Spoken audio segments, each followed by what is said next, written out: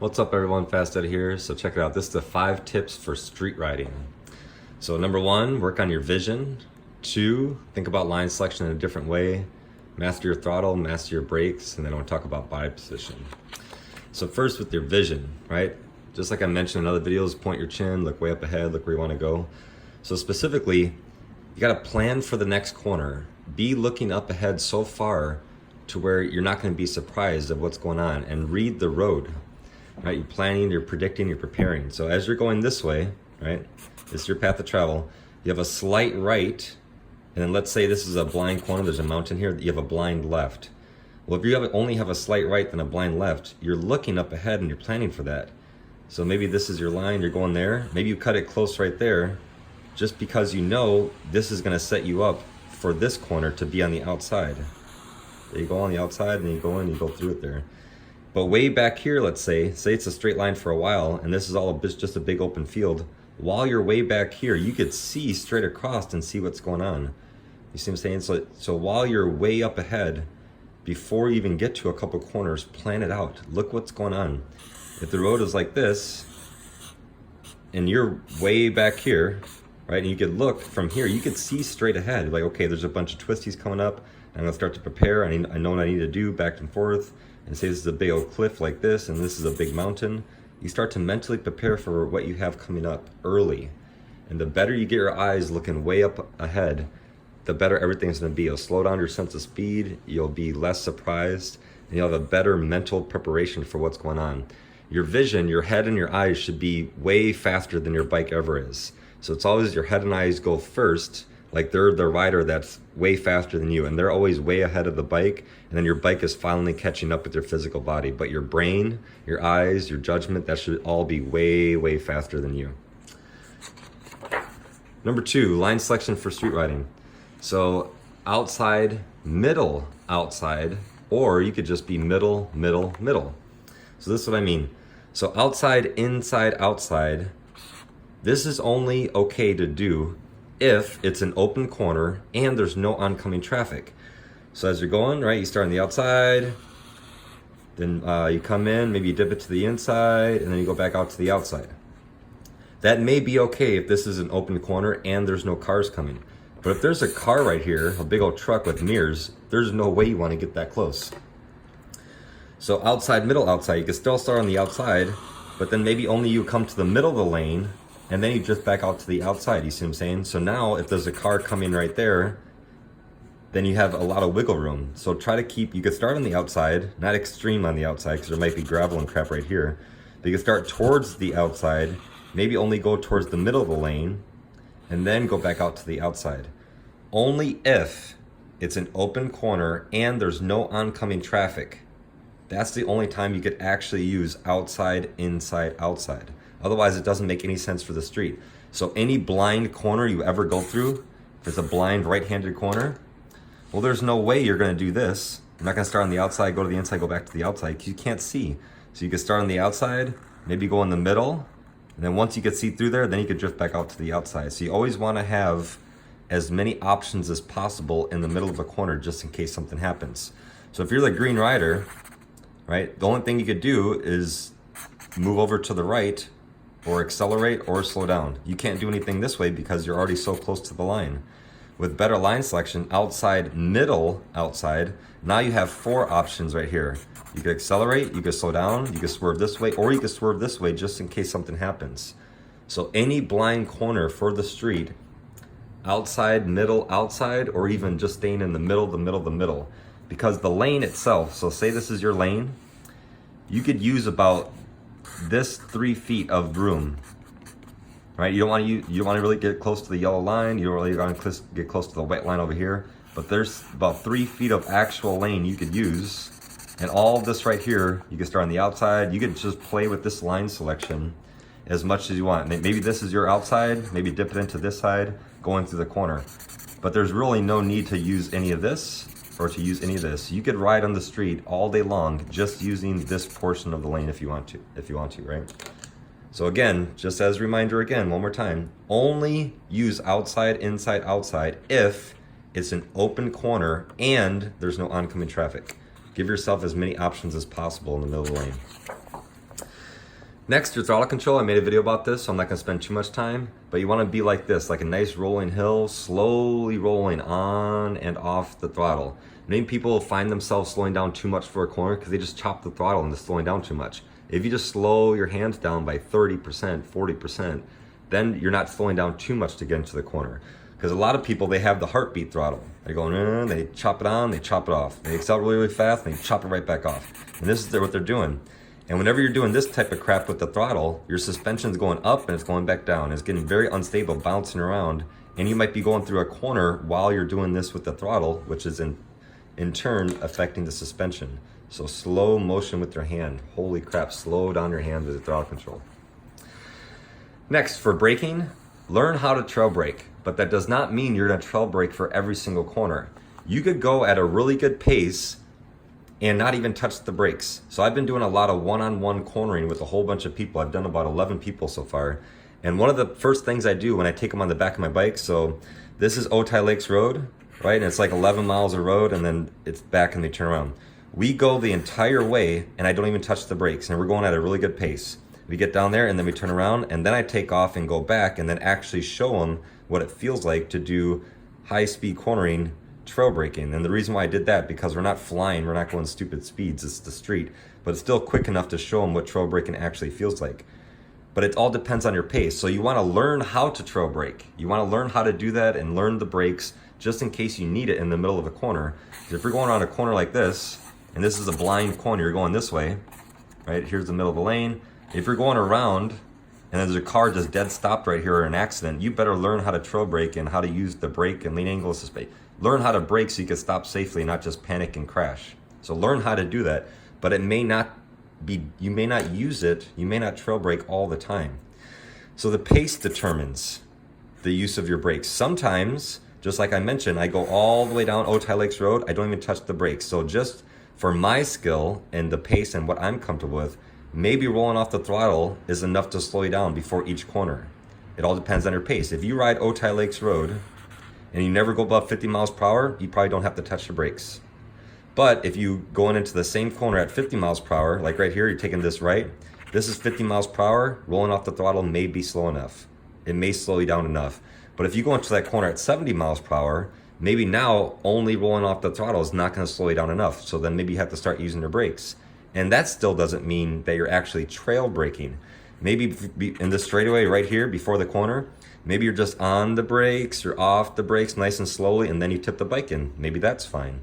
Again, if your pace goes up, if you're practicing and your pace goes up and up and up, maybe you may have to trail brake as you lean in to go into the corner. But the pace determines a lot of these different things.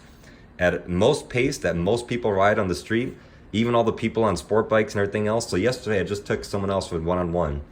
And I put him on the back of my bike and we went all the way down Otay Lakes, 11 miles of twisty roads, and I did not even touch the brakes. There's a CBR 1000 behind both of us, and he was struggling to keep the pace with what I was doing. And this was with the passenger, and I wasn't even touching the brakes.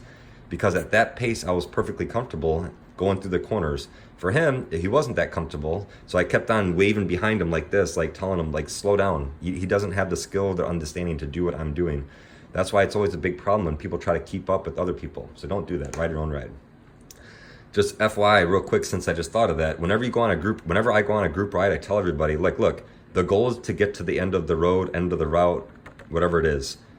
You need to act like you're by yourself. The moment you take off, you are by yourself. There is no more group ride. And if you imagine I'm by myself, it's only my decision making. I don't care who's in front of me. I don't care who's behind me. If I only want to go 40 through these corners, that's all I'm going to do. It's your decision making. So I hope that kind of makes sense. Learn how to trail brake. It's very important to learn how to do it, but you may not have to trail brake or even touch the brakes. It all depends on your pace and your comfort. Next, body position. This is a really, really big thing. So again, going back and forth on Otay Lakes Road, right? Going around, here's the finish, here's the start. I go down, I don't even touch the brakes. And then when I go back, now we go at a faster pace going back, and I don't even move my body, barely. And I asked everybody once we get off the bike, I'm like, how much was I moving my body? They're like, you're barely moving. I'm like, exactly. There's way too much focus on body position. Most bikes, like standard bikes, upright bikes, almost all sport bikes, you could just stay neutral on the bike and just have really good head turns and vision. Make sure your arms are nice and loose, and that's all you really need for the street, even at a good pace. Now, that does not say do that for every bike. If you have a low ground clearance bike like a Harley or a Cruiser, you may have to use more body position just to prevent the bike from scraping, because the floorboards or the foot pegs are going to ground out very quickly, right? So I would use more body position if I have a low ground clearance bike. Or if it's poor conditions outside, right? If it's raining or there's a bunch of gravel, the road is really dirty, I'll use a little bit more body position.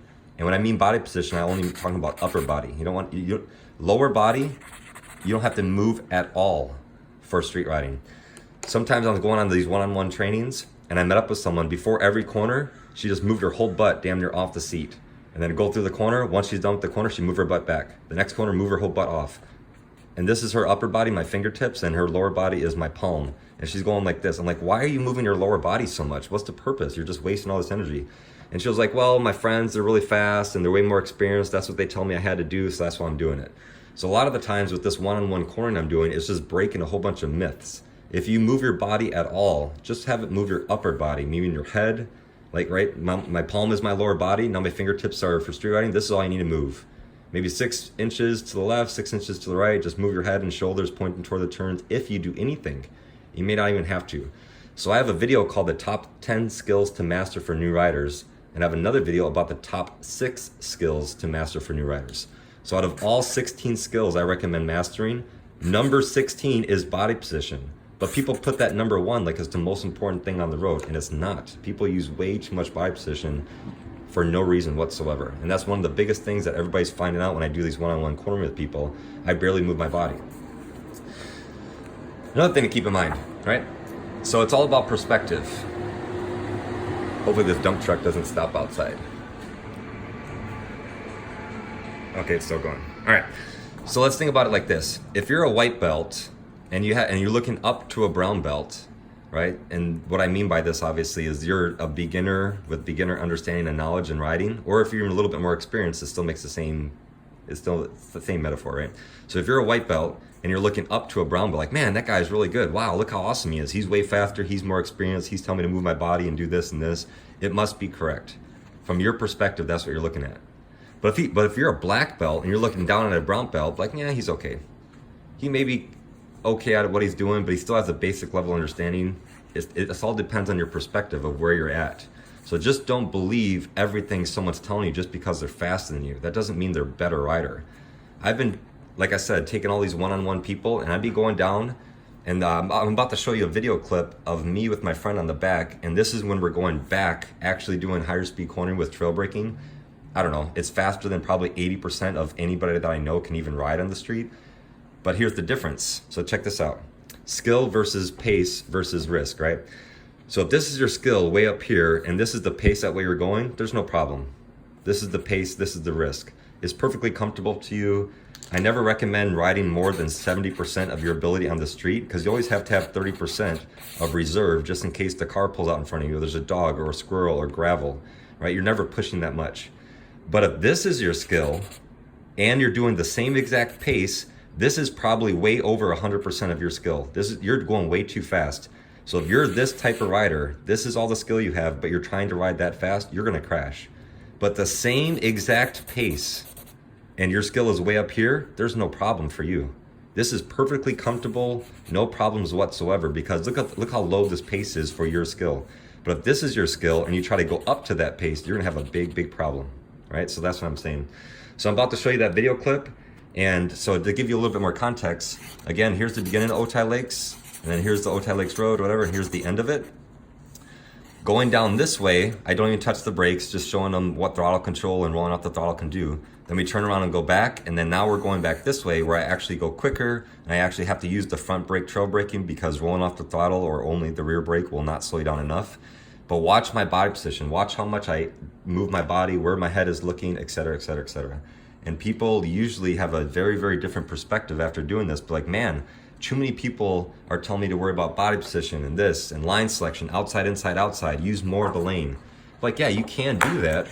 You can use outside, inside, outside, but only if there's no cars coming and it's an open corner. It's better to stay outside, go to the middle, than drift back out to the outside. That way you have more options in the middle of a corner, especially if it's a blind corner. You can't use track riding techniques for the street. Outside, inside, outside is only okay if it's an open corner and there's no oncoming traffic. That's the only time you could do that.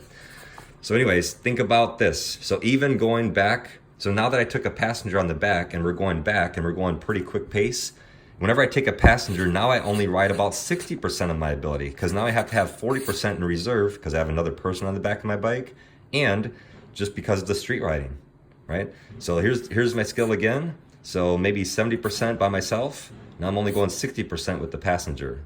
And this pace of what I'm going, maybe 60% with the passenger, just to show them high-speed cornering, is still only 60%, and we're still going faster than, like I said, 80% of people that can actually do it.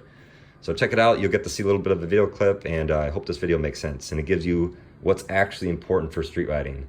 So hopefully this helps build your BS filter, so when people start saying things to you, think about this perspective. Are they actually a black belt and really know what the hell they're talking about, or are they just a little bit better than me? So you may not want to believe everything someone's telling you, because maybe from someone else's perspective, this guy is just about ready to crash, because their skill and pace may be a little bit more than yours, but their skill may maybe only be a little bit higher than yours. Go find somebody that's up here to actually take advice from. That's what I recommend. So thanks for watching. Hit subscribe. Check out the video.